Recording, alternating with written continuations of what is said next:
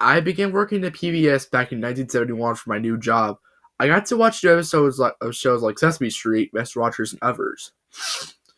For the most part, it had a sort of fun and awesome time until I quit my job in 1985. But quitting wasn't the worst part. The worst part was in 1974. Me and 5 other interns, their names were Henry, Joey, Sean, Allison, and Sammy, were ready to watch an episode of Sesame Street. It was expected was expected to be the first episode of season 6, but what we saw was very different from what was later broadcasted, and I mean very, very. Man, just how I could forget about this entire experience. The intro was overall normal, like as you would see in actual season 6 episodes, but the episode started to get abnormal as soon as it got to the first shot. It started with Big Bird walking down Sesame Street to visit Oscar, but for some reason, however, Oscar looked angry as something aggravated him. Big Bird looked depressed as Oscar was yelling at him, even though he didn't do anything to anger him. I was confused by his scene. As I could tell, the other interns were thinking the same way as I was. Then it cut to Elmo, or what looked like a prototype of him, sitting on a sofa. The strange thing was, one, Elmo technically didn't exist back in 1974, and two, he wasn't a puppet. He was a live costume similar to Big Bird, the performer inside him. Then he said something that shocked us. His voice was the same voice used before Kevin Clash voiced him. He said, "Listen, all of you! Elmo's about to mess up the Sesame Street app and make everyone Elmo's snobs, and will hunt down and rape you out. If we miss all of your face that just a death, you must put it home." In the next shot, we saw Cookie Monster, because he was all red, and he yelled, "Listen up, everyone! I'm going out to kill my creator, Jim Henson." He ended up just doing that. After killing Jim, he started eating him and pulled out his brains, guts, hearts, flesh, eyeballs, and other internal organs, and ate all of them. It was revolting. Then we saw Grover in an airplane. He had an empty beer bottle and a cell phone, which was odd because cell phones didn't even exist back then. Grover suddenly got drunk and ran to the emergency exit. He opened the door and jumped out. He fell to the ground and died. When the next scene came, it scared us horribly. It showed Big Bird being thrown off a cliff into the ocean by an anonymous masked predator with an anvil on his leg. He struggled to free himself from the anvil underwater for around a minute and drowned. The next scene showed Ernie standing on a chair, and news was visible up above.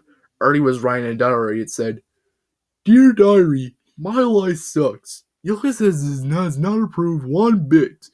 At this point, my life sucks so badly that I have no other choice to end it all. If my suicide affects everyone negatively, I apologize in advance. Lastly, I want to thank all my family and friends for the support they have given me throughout the time here on Sesame Street.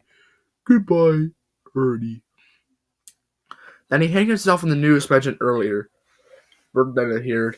When he discovered the body of Ernie, he gave inspection. However, what he did next was just weird, yet appealing. He took down Ernie's corpse and ate his brain. I don't know why he did this, I just don't. The credits were in Japanese.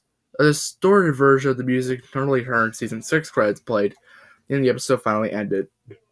The other interns were shocked, some were pissed off, I was just speechless. 2 of the interns claimed to have seen an image that flashed on screen for a frame or two at the end of the credits, though neither of them could make out what it was.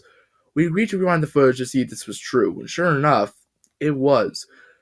The image was a photo showing Elmo standing in front of the same living room backdrop seen in the episode. He was holding a large cardboard sign that said in big black letters, "Elmo's going to get all of you," written in black marker. What happened next was scary. We saw Elmo, or more likely someone in an Elmo suit, oddly enough.